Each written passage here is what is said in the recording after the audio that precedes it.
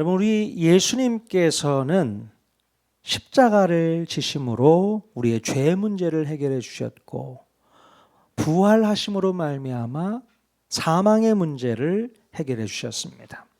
우리 인간이 범죄함으로 말미암아 가지고 있었던 모든 문제들을 다 해결해 주셨어요. 자, 그래서 이제 우리 인간이 할 수 있는 가장 현명한 판단이 무엇이라고 했습니까? 바로 지금까지 우리를 지배해왔던 악한 주인을 바꿔버리라는 것이라고 말씀드렸어요. 악한 주인을 바꿔야 되는 거예요. 자, 우리가 주인을 바꾸기만 하면 더 이상 죄와 사망의 권세가 우리를 지배하지 못하게 될 줄로 믿습니다. 십자가에 달리신 예수님을 우리가 믿어서 죄사함을 얻게 되면 그때부터 우리는 죄의 권세 아래에서 벗어나서 죄가 가져다주는 비참함과 고통과 또 상처와 또 트라우마에서 결별할 수 있게 된다고 했죠. 이렇게 예수님께서 사탄을 이기셨다는 것은 우리에게 엄청난 혜택을 가져다 준다는 것이죠. 사탄은 더 이상 우리들을 죽음으로 약점 잡을 수 없게 되었습니다. 죽음 때문에 두렵고 걱정하고 염려할 일이 없어져 버렸다는 얘기입니다. 자, 우리가 지금 당장 육신의 죽음을 맞이해도 그것이 두려울 일이 전혀 아니라는 사실이에요. 정말로 가장 두려워야 할 일은 사람이 죽은 뒤에 하나님이 계시지 않는 곳에 가게 되는 것이 제일 두려운 겁니다. 네? 여러분, 죽은 자체는 두려운 게 절대 아니에요. 네. 제일 두려운 것은 죽은 뒤에 우리가 하나님이 계시지 않는 지옥으로 떨어지는 것이 제일 무섭고 제일 두려운 것입니다. 자, 그런데 우리 그리스도인들은 그 두려움이 이미 다 해결된 분들인 줄로 믿습니다. 네. 우리는 이미 우리의 주인을 다시 바꿨기 때문에 우리가 죽더라도 하나님께서 계시는 천국으로 직행할 수 있으니 얼마나 다행인지 모릅니다. 아멘. 우리 옆 사람에게 이렇게 권면했으면 좋겠어요. 아직 주인을 바꾸지 않으셨다면 빨리 바꾸세요. 아직 주인을 바꾸지 않았다면 빨리 바꾸십시오. 자, 그래서 우리가 늘 점검해야 할 사실은 우리의 주인을 다시 바꿨냐는 것이죠. 여러분, 인간이 에덴 동산에서 쫓겨났을 때에 그때부터 이미 주인이 엉뚱하게 바뀌어 버렸어요. 원래 우리 인간의 주인은 누구셨습니까? 하나님이셨지만, 자, 인간이 하나님께 불순종하는 순간 인간의 주인은 바로 하나님이 아니라 사탄으로 바뀌어 버렸어요. 그때부터 인간은 사탄을 주인으로 섬기면서 비참하게 살아야 했던 것입니다. 여러분, 사탄은 우리 인간이 행복한 꼴을 절대로 못 봅니다. 예?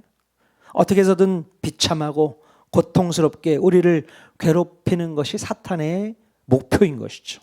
그래서 사탄은 우리 인간이 자기의 지배 아래에서 꼼짝 못하고 고통받고 괴로워하도록 문제를 일으켜서 그 문제에 매이도록 하고 그것을 즐기고 있는 것입니다. 이게 사탄의 그 마음 가운데 있는 속셈인 거예요. 여러분, 사탄이 우리 인간을 바라보면서 제일 재미있어 하는 부분이 뭔지 아십니까? 사탄이 우리 인간을 보면서 제일 재미있어 하는 부분. 사탄은 우리 인간 스스로 자기 자신이 주인이라고 여기는 모습을 제일 재밌어 합니다. 예. 물론 이것도 사탄이 우리 인간에게 덮어 씌운 거짓 프레임이죠. 그럼 사탄은 죄성을 가진 인간들의 주인이 사탄이라는 것을 교묘히 숨기고 있어요. 죄성을 가진 인간의 주인이 지금까지 사탄이었다고 그 정체가 밝혀지면 사람들이 주인을 바꾸게 될까 봐 사탄은 자신의 정체를 꼭꼭 숨기고 있는 것입니다. 그리고 그 대신에 다른 것을 주인이라고 믿고 살도록 가짜 주인을 만들어줬어요. 네. 여러분, 그 가짜 주인은 누구일까요? 그렇죠. 바로 나 자신입니다. 내 인생의 주인은 바로 나다. 이런 생각을 갖게 만들어 버렸다는 겁니다. 이렇게 스스로 가짜 주인 행세하도록 우리를 그렇게 만들어 버렸어요. 이게 사단이 노리는 거였습니다. 자, 그래서 우리 인간은 자기가 믿고 있는 그 가짜 주인 때문에 진짜 주인 역할을 하는 사탄은 몰라보고 사탄과는 거리가 멀다고만 생각을 해왔던 것이죠. 자, 그러나 정작 인간은 사탄의 지배를 받으면서 자기 자신을 주인이라고 믿고 또 자기 인생을 스스로 드라이브하면서 살아가고 있다는 것입니다. 내 인생은 나의 것이기에 내 마음대로 할 수 있다라고 생각을 하는 것입니다. 내 인생의 주인이 바로 나 자신이라는 생각이 얼마나 자연스럽게 우리의 삶 속에서 나타나고 있는지 모릅니다. 여러분은 그렇게 생각해 본 적 없으세요? 내 인생의 주인은 나야. 아니라고 말하고 싶겠지만 우리의 삶의 태도를 보면 그냥 내 인생의 주인은 나인 것처럼 생활할 때가 얼마나 많이 있는지 모릅니다. 한번 생각해 보십시오. 무엇을 먹고 무엇을 입고 누구를 만나고 무슨 일을 해야 할지 누가 결정해요? 다 내가 결정합니다. 네? 내 인생에 있어서 벌어지는 크고 작은 모든 일들을 내 판단에 따라서 내가 결정하잖아요. 네? 내 인생의 최종 결정권자가 바로 나 자신이다라고 생각을 합니다. 그래서 하나님의 참견이 없어도 나는 내 인생을 잘 살 수 있다고 믿는 것입니다. 예. 여러분, 이런 생각은 누가 심어준 것일까요? 바로 사탄이 심어준 생각이고, 이 사탄은요, 자기가 진짜 주인이라는 것을 인간에게 가르쳐 주지 않아도 인간 자신이 스스로 주인인 양 살아가는 것을 보면서 그냥 즐기고 있는 거예요. 예. 인간이 자기 스스로 인생의 주인인 양 살아가다 보면 사탄이 원하는 대로 결국 파멸에 이르게 된다는 것을 사탄이 잘 알고 있기 때문에 그렇습니다. 그러니까 사탄은 손 안 대고 코 푸는 격이에요. 너무 쉽습니다. 사탄을 믿으라고, 사탄을 주인이라고 섬기라고 얘기하지 않습니다. 뭐라고 속삭인다고요? 네 인생의 주인은 너야. 네가 주인이야. 네가 결정해. 네가 해결할 수 있잖아. 그거 네 문제잖아. 네가 잘할 수 있어. 네 방식대로, 네 경험대로 한번 해봐. 사단이 속삭이고 있는 것이 바로 그거죠. 여러분, 결코 내 인생의 주인은 내 자신이 될 수가 없어요. 네. 내가 무슨 수로 내 인생을 안전하고 풍요롭게 이끌 수 있겠습니까? 네. 내가 내 인생의 주인인 양 모든 것을 주장하고 이끌고 가면 그럼 어떤 일이 벌어지게 될까요? 어떤 일이 벌어집니까? 우리는요, 100% 넘어지고 실패하고 또 좌절하고 고통을 경험하게 될 수밖에 없습니다. 예. 정말로 내 뜻대로 되는 일이 하나도 없어요. 여러분 뜻대로 되는 일이 있던가요? 없습니다. 우리는 한치의 앞을 바라볼 수 없는 사람들이잖아요. 그래서 내 뜻대로 안 되니 불법과 부정을 저지르게 되고 또 그것이 당연한 일인 줄로 여기게 되는 것입니다. 결국에는 사망의 길로 걸어가게 되고요. 마침내 지옥의 문을 두드리게 되는 겁니다. 참, 그러니 여러분, 사탄이 그런 인간의 모습을 보면서 얼마나 기쁘고 즐거울까 한번 생각해 보십시오. 사탄은 우리가 망하는 꼴을 보면서 아주 흡족해하고 있다는 겁니다. 예? 이것이야말로 하나님을 향한 완전한 복수라고 생각하기 때문에 그렇죠. 그럼 사탄은 하나님께 복수하고 싶은 마음이 있어요. 왜요? 자기를 미워해서 쫓겨냈으니까. 예? 저 천국에서 쫓아냈잖아요. 그러니 하나님께서 제일 사랑하는 인간들, 저 인간들을 데리고 내가 지옥 가야겠다. 나 혼자 배 아파서 못 가지. 인간들 내가 다 파멸로 몰고 갈 거야. 멸망시킬 거야. 이게 목적입니다. 자, 그래서 한 사람이라도 더 멸망의 길로 인도하기 위해서 우리 인간들에게 가짜 정보를 심어주고 있는 것입니다. 네 인생은 네 거야. 네가 해결해야 돼. 너 할 수 있어. 네 마음대로 다 해봐. 하고 싶은 거 다 해. 그래서 은연중에 우리 마음 가운데는 내 인생은 내 거야 라는 생각을 다 갖고 있어요. 사탄이 그렇게 심어줬기 때문에, 예수 믿기 전부터. 그러니 그게 늘 남아있는 거죠. 하나님 뜻이 뭔지를 물어볼 겨를이 없습니다. 그냥 내 생각이 먼저 들어가서 내가 결정하고 판단하고 선택하니까. 그렇지 않습니까? 저만 그래요?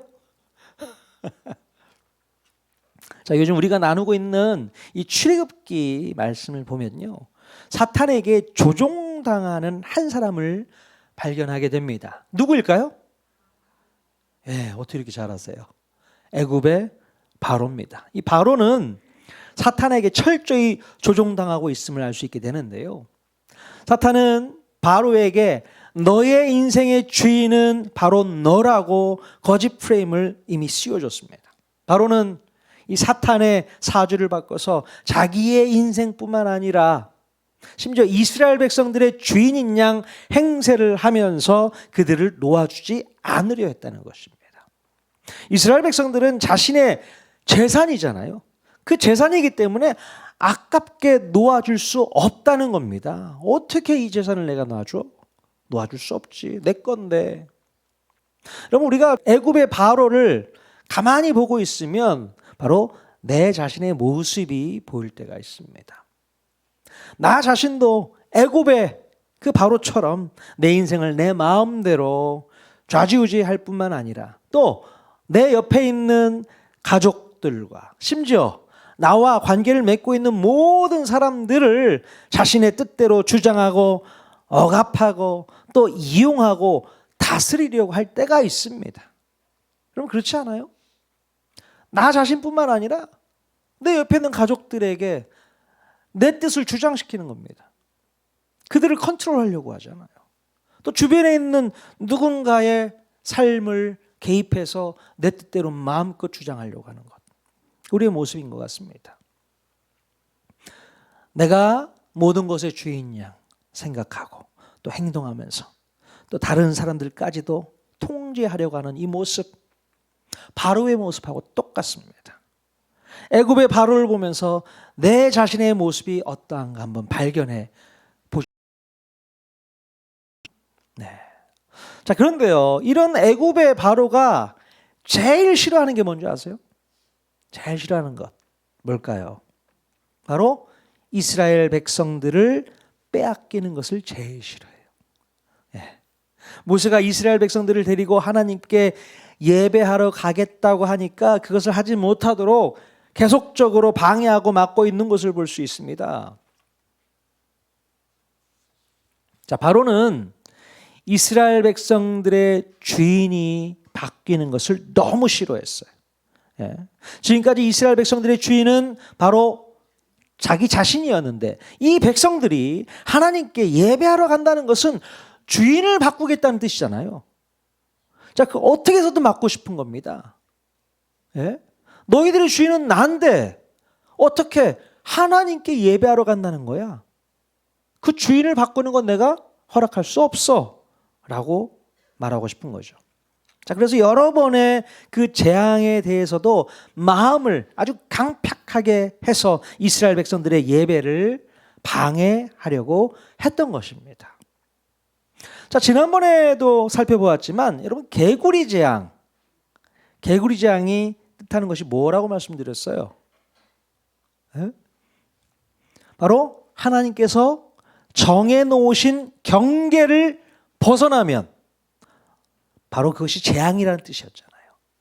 예. 개구리들이 있어야 할 곳은 어디라고 했습니까? 바로 나일 강변에 있어야 돼요. 자, 그런데 이 개구리들이 그것을 이탈하자 순식간에 재앙으로 바뀌게 되었습니다. 자, 하나님의 명령에 불순종하고 경계를 허물어서 제 자리를 이탈하게 되면 재앙이 찾아오게 되는 거예요. 마찬가지로 우리 인간은 우리의 주인 되신 하나님께 예배해야 하고 그 예배의 자리를 이탈하게 되면 재앙이 찾아오는 것입니다. 여러분, 사탄은 이 원리를 교묘하게 이용하고 있습니다. 그래서 우리들로 하여금 예배의 자리를 이탈하게 만들고 예배를 드리지 못하도록 수단과 방법을 가리지 않고 방해하고 있는 것입니다. 자, 다시 말씀드리자면 우리가 예배를 드리는 이 행위는 우리의 주인이 하나님이시라는 고백이기에 사탄은 우리가 이 고백을 하지 못하도록 지금도 방해하고 있어요. 네? 하나님께 당신이 나의 주인입니다 라는 고백을 하지 못하도록 방해하고 있다는 것이죠. 자, 오늘도 계속해서 사탄은 이 방해를 진행하고 있습니다. 자, 오늘은 모세의 네 번째 재앙인 파리 재앙을 살펴보도록 하겠습니다. 우리가 10가지 재앙 모두를 다 다룰 수는 없고요. 몇몇 중요한 재앙만 살펴볼 것입니다. 오늘도 하나님께서는 모세에게 아침에 일찍이 일어나 바로를 좀 만나라 라고 말씀하셔요. 그래서 오늘도 바로는 어디에 있습니까? 나일강 앞에서 제의의식을 하고 있었던 것 같습니다. 제의의식. 그러니까 나일강에 있는 신에게 제사를 지내고 있는 거예요. 뭐라고 제사를 지냈을까요? 나일강의 신이시여, 전 모세를 좀 이길 수 있게 저에게 능력을 부어주십시오. 뭐 그런 뜻으로 제사를 지내고 있지 않았을까 싶습니다. 자, 모세는 오늘도 바로에게 뭐라고 얘기합니까? 내 백성을 내보내라 라고 요청하게 됩니다. 자, 그렇지 않으면 어떤 일이 벌어진다고 했어요? 자, 출애굽기 8장 21절 말씀 같이 읽겠습니다. 시작. 내가 만일 내 백성을 보내지 아니하면 내가 너와 내 신하와 내 백성과 내 집들에 파리떼를 보내리니 애굽 사람의 집들에 파리떼가 가득할 것이며 그들이 사는 땅에도 그러하리라. 예. 자, 이 말씀의 선포가 있고 난 그 다음 날에 정말로 어디서 날아왔는지 파리떼가 득실거리면서 이집트 전역을 까맣게 뒤덮어 버렸습니다. 얼마나 이 파리의 그 고통이 심한지, 냄새며 또 소리, 윙윙윙 소리, 또 파리가 가져다는 그 모든 질병, 여러 가지 재앙들이 한꺼번에 찾아오게 됩니다. 파리 한 마리라도 방 안에 있으면 신경 쓰이잖아요. 그거 꼭 잡아야 되잖아요. 근데 파리 떼로 몰려왔답니다.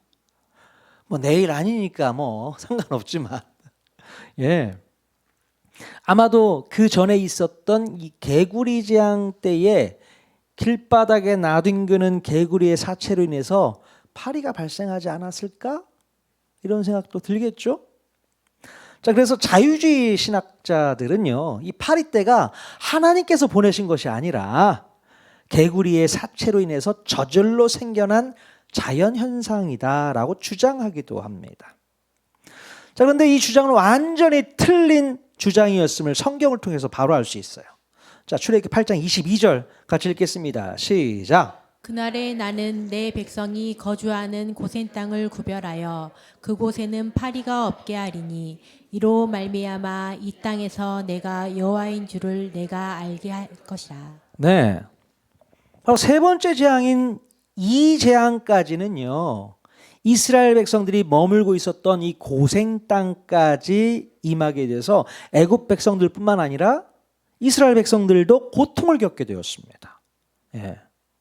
자, 그러나 이 네 번째 재앙인 파리 재앙부터 고센 땅을 구별해서 이 고센 땅만큼은 재앙을 멈추게 하셨다는 거예요. 예. 만약에 파리떼 재앙이 이 자유주의 신학자들이 말하는 것처럼 개구리들의 사체들 때문에 자연스럽게 생긴 재앙이라고 한다면 왜 고센 땅에는 파리떼가 찾아오지 않았을까요? 예? 고센 땅에도 이 개구리의 사체들이 땅바닥에 질비했을 텐데 왜 고센 땅에는 파리가 없었겠습니까? 있어야 되는 거 아니에요? 왜 그렇습니까? 당연히 하나님께서는 이것을 구별하셨기 때문이라고 성경이 기록하고 있잖아요. 네. 이렇게 네 번째 재앙인 파리 재앙이 애굽 전역을 덮쳤을 때에 고센 땅에 살고 있던 이스라엘 백성들은 무슨 생각을 좀 하고 있었을까요? 한번 생각해 보십시오. 이스라엘 백성들은 파리 재앙이 있을 때에 무슨 생각을 하게 되었을까? 야, 정말 하나님께서 재앙을 내리기도 하시고 막아주시기도 하는구나, 이런 생각 들지 않았겠습니까? 아니, 애국 전역에 파리떼 재앙이 몰려왔는데 자기들이 사는 고센 땅에만 파리가 없잖아요. 이거는 기적 아닙니까? 이 기적을 경험했다면 하나님이 그런 분이시구나라는 것을 알았을 거란 말이죠. 네. 여호와 하나님은 진짜 신이시고 애굽의 그 어떤 신보다도 더 뛰어나시는구나, 이런 생각이 마음 가운데 확 들었을 겁니다. 그러면서 또 자연스럽게 모세의 요청과 요구가 생각났을 거예요. 바로 그런 하나님께서 우리의 예배를 받고 싶어 하시는구나. 모세가 그렇게도 우리를 끌고 나가서 하나님께 제사하자고 하는 이유, 여기에 담겨 있구나. 하나님은 그걸 원하시는구나. 이 생각까지 하지 않았을까 싶어요. 자, 그러면서 지금까지 있었던 이 세 가지 재앙들은 이스라엘 백성들에게 고통을 주시기 위함이 아니라 바로 계몽을 하시기 위함이었다는 것을 깨닫게 됩니다. 예. 22절에 이 땅에서 내가 여호와인 줄을 네가 알게 될 것이다, 그렇게 말씀하고 계시잖아요. 바로 하나님께서 이스라엘 백성들에게 찾아온 이 고통의 의도가 뭔지를 설명해 주겠는 겁니다. 아니, 3번에 걸쳐서 재앙이 찾아왔어요. 이스라엘 백성들도 힘들었습니다. 고통스러웠습니다. 물이 피로 변하고 개구리 재앙, 이 재앙, 얼마나 고통스러웠을까요? 도대체 뭐야? 그랬는데 이제 4번째 재앙인 파리 재앙 때는 깔끔해. 우리가 있는 이 지역은 구별됐어. 그것을 경험하면서 이스라엘 백성들은 하나님의 뜻을 깨달았을 거라고 생각이 되어집니다. 바로 이스라엘 백성들에게 찾아온 이 재앙은요, 심판이 아니라 바로 예배의 자리로 나오라는 하나님의 초대였다는 사실을 깨닫게 된 겁니다. 그렇구나. 물론 애굽 사람들에게는 그 재앙이 심판이었잖아요. 하지만 이스라엘 백성들에게는 예배로 나와라, 예배의 자리로 나오라는 하나님의 신호였고 하나님의 메시지였다라는 사실입니다. 여러분, 오늘도 우리 하나님께서는 우리에게 고통을 주시면서 사인을 보내고 계세요. 예. 속히 예배의 자리로 나오라고 말씀하고 있는 것입니다. 예. 나에게 고통이 찾아왔다, 나에게 아픔이 찾아왔다. 무슨 뜻이라고요? 예배의 자리로 나와라, 예배의 자리로 나와서 해결봐라, 그 얘기입니다. 자, 그런데 여러분, 우리가 예배의 자리에 나와 있는데도 고통이 계속된다면 그건 도대체 무슨 뜻일까요? 왜 그런 겁니까, 그러면? 자, 예배의 자리에 나왔어도 하나님을 만나지 못했기 때문이라고 저는 생각이 되어져요. 예배의 자리에 나왔는데 하나님을 여전히 못 만났다는 거예요. 그러니까 몸만 나와서 앉아 있을 뿐이지 내 마음을 다해서 하나님을 예배하지 못하기 때문이라는 사실입니다. 아까 우리 권사님 기도하시면서 거저왔다 거저가는 심령이 없게 해달라는 기도를 하셨거든요. 그거예요. 자, 내가 앉은 자리만 따뜻하게 데피고 있을 뿐, 예? 하나님과의 진정한 만남, 교제가 없이 사교 모임만 하다가 가기 때문에 아무리 예배의 자리에 나와 있어도 효과가 없는 거예요. 아니, 예배의 자리로 나아가면 우리에게 하나님께서 복도 주시고 그럴 텐데 왜 나에게는 이렇게 고통만 따라오는가? 곰곰이 잘 한번 생각해 보십시오.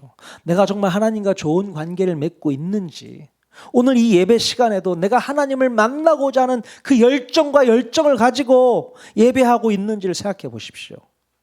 그냥 습관적으로 주일 오전이 되었으니까 나가야지, 그런 마음으로 나오셨다면 안 되는 겁니다. 정말 거저왔다 거저가는 심령밖에 되는 게 아니에요. 예? 의자만 따뜻하게 데펴놓으면 무슨 소용이 있습니까? 우리는 이곳에 사교 모임 하러 온 것이 절대 아닙니다. 예? 하나님 만나러 오셨잖아요. 하나님 제대로 만나셔야 되는 겁니다. 잘 생각해 보십시오. 지금 이 시간에도 예배를 방해하고 있는 것이 무엇인가? 내가 하나님을 만나고자 하는 그 열정이 없나? 내가 딴 생각을 하고 있나? 뭘 하고 있지? 나를 예배로 나아가는데 방해하고 있는 것이 무엇인가? 생각해 보십시오. 자, 파리 재앙으로 인해서 애굽의 온 땅은 황폐하게 되었습니다. 자, 출애굽기 8장 24절 한번 같이 한번 읽어볼까요? 시작. 여호와께서 그와 같이 하시니 무수한 파리가 바로의 궁과 그의 신하의 집과 애굽 온 땅에 이르니 파리로 말미암아 그 땅이 황폐하였더라. 예, 지금까지 있었던 재앙은요, 첫 번째, 두 번째, 세 번째 재앙은 땅을 황폐하게까지는 안 했는데요, 이 파리 재앙은 땅을 황폐하게 만들었다고까지 이야기를 하고 있습니다. 강도가 되게 셌나 봐요. 자, 파리 때의 출현은요, 단순히 귀찮고 짜증나는 정도가 아니라 더 큰 문제가 있었다는 거예요. 파리로 인해서 음식들과 물을 오염시키고 전염병을 퍼뜨릴 위험이 극도로 높아졌다는 겁니다. 그래서 사람과 가축들에게 병을 옮기기도 하고, 또 이런 가축들의 폐사로 인한 경제적 손실을 가져와서 바로 농경사회의 시스템이 완전히 붕괴될 지경에 놓여 있었다는 것이죠. 자, 이렇게 애굽 전역이 황폐하게 되자 바로는 드디어 꼬리를 내리게 됩니다. 예, 어떻게 내리나요? 8장 25절 말씀 읽겠습니다. 시작. 바로가 모세와 아론을 불러 이르되 너희는 가서 이 땅에서 너희 하나님께 제사를 드리라. 자, 이 말씀은 왠지 바로가 모세의 의견을 어느 정도 수용하는 것 같은 느낌이 드는 말이잖아요. 예. 하지만 모세는 이 땅에서 예배를 드리는 정도로는 안 된다라고 단호하게 거절합니다. 모세는 예배의 장소보다도 하나님의 백성으로서의 정체성을 되찾아주고 싶은 거거든요. 예? 아까도 말씀드렸지만 이 자리에 와서 앉아 있다고 해서 예배하는 것이 아닐 수 있다라는 거죠. 예? 우리가 진정으로 하나님을 만나지 못한다면 그것은 절대로 예배가 아닙니다. 예. 여러분, 사탄은 야, 여기서 예배해. 여기서 예배해. 좋은 말로 허락해 주는 것 같아요. 야, 여기서 예배하면 되잖아. 그러나 하나님을 예배하러 와서 딴 생각하고 졸기나 하고, 또 어떤 집사님에게 상처되는 말을 듣고서 계속 그 말만 묵상하고 있고, 그런 경우가 비일비재합니다. 오늘 이따가 집에 가서 뭐 해야 되지 내가? 오늘은 집 청소 좀 한번 해야겠는데, 뭐 이런 생각도 좀 하고 있고, 오늘 오늘 날씨 좋은데 어디로 좀 갔으면 좋겠다. 어디로 갈까? 뭐 이런 생각이 막 들고. 예. 여러분, 이것이 바로 사탄의 예배 방해 전략입니다. 예배에 집중하지 못하도록 하는 사탄의 방해 전략인 것을 여러분 아셔야 돼요. 예배의 자리에 앉혀놓고 심적으로는 안심시켜 놓았지만 하나님께 집중하지 못하도록 계속 방해하고 있는 거예요. 야, 여기서 예배하면 돼. 앉아 있으면 뭔가 마음에 불편함은 사라지잖아요. 예배에 안 나온 것보다 낫죠. 교회에 와서 앉아 있으면 그래도 마음 편하지 않습니까? 빠지는 것보다는. 그래서 와서 안전은 있어. 근데 예배는 안 하고 있는 거예요. 사단이 그걸 노리고 있단 말이죠. 야, 여기 와서 예배해. 여기서 하면 되잖아. 괜찮아. 그러면 됐지 뭐. 나도 많이 양보한 거야. 여기까지야. 그런데 그게 사단의 속셈입니다.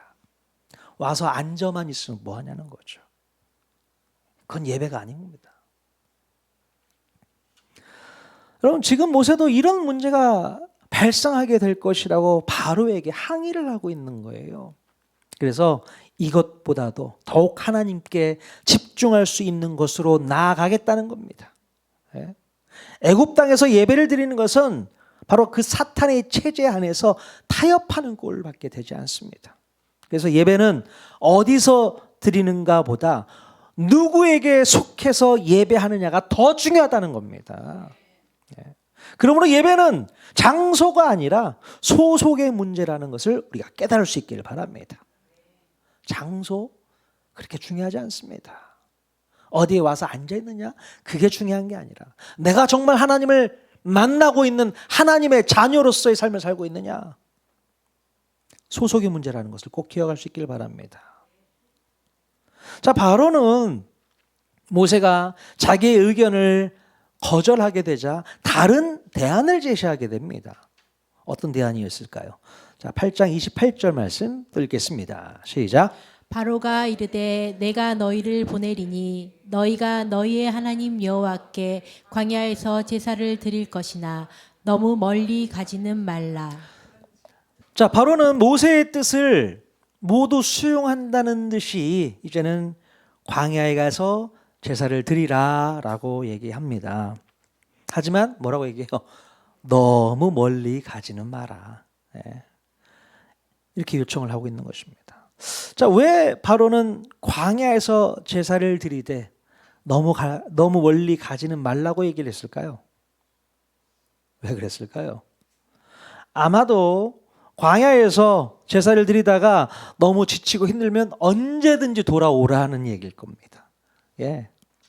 가끔 뒤도 돌아보고 뒷문은 언제나 열려 있으니 돌아오라는 거예요. 돌아오라는 겁니다. 그러니 너무 멀리까지는 가지 말아 달라고 부탁하고 있는 겁니다. 여러분, 가끔 보면 우리 부모님들 중에, 자식을 키우는 부모님들 중에 자식들이 교회에 가서 아주 큰 은혜를 받고 성령을 받기를 바라면서도 내심 불안한 마음이 있음을 발견할 때가 있습니다. 그러니까 수련회 가서 캠프 가서 은혜 받고 오면 좋은 거 아닙니까? 근데 너무 은혜 받지 마라. 아니, 왜요? 너무 지나치게 은혜 받지 말고 적당히 받고 와. 왜 부모는 그런 생각을 살짝 하게 될까요? 너무 많은 은혜를 받아서 이 아들이 목사 된다고 할까 봐, 선교사 된다고 할까 봐. 우리 김정희 선교사님 어떠셨습니까? 남편이 선교사 된다니까 마음이 쿵 내려앉던가요? 좋으셨죠? 네. 너무 많이 하지 말라는 거예요. 너무 깊게 들어가지 말라는 겁니다. 네. 사단의 전략이 그런 거예요. 우리 마음 가운데도 그런 마음이 있어요. 야, 지나치게 그렇게 할 필요가 없어. 적당히 하면 되지. 남들 하는 만큼만 해. 뭐 이렇게 은혜를 많이 받겠다고 그러고 막 밤새도록 기도를 한다고 했었고. 굳이 왜 그래? 네가 할 일은 공부잖아. 공부해야지. 무슨 소리 하는 거야. 그럼 사탄은요, 이렇게 우리에게도 동일하게 속삭이고 있습니다. 야, 얘들아, 예배에 빠지지 말고 잘 드려. 성경 공부 빠지지 마. 봉사도 꼭 참석하고.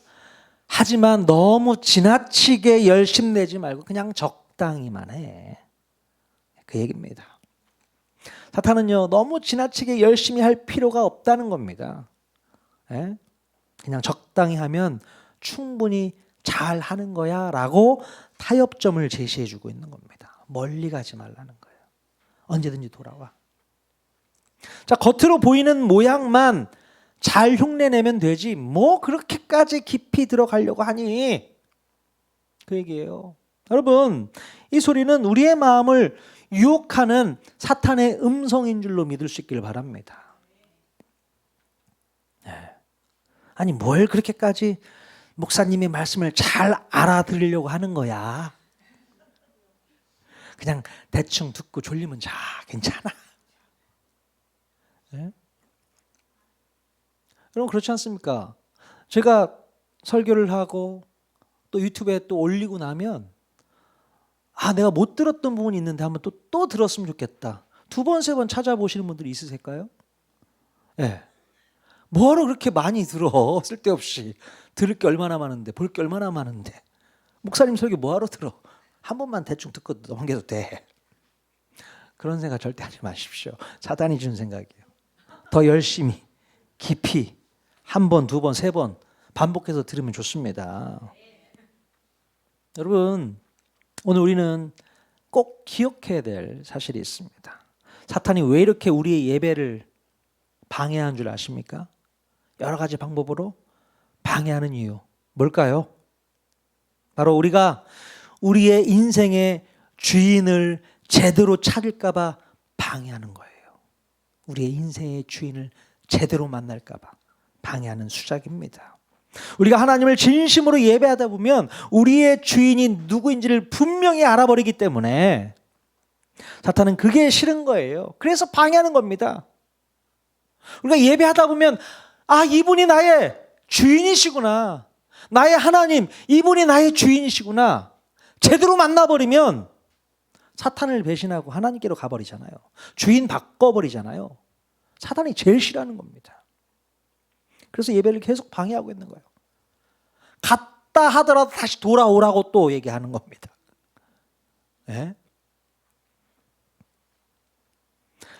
여러분, 우리는 사탄의 그 방해에도 불구하고 하나님께 예배하는 데 집중해야 되는 줄 믿습니다.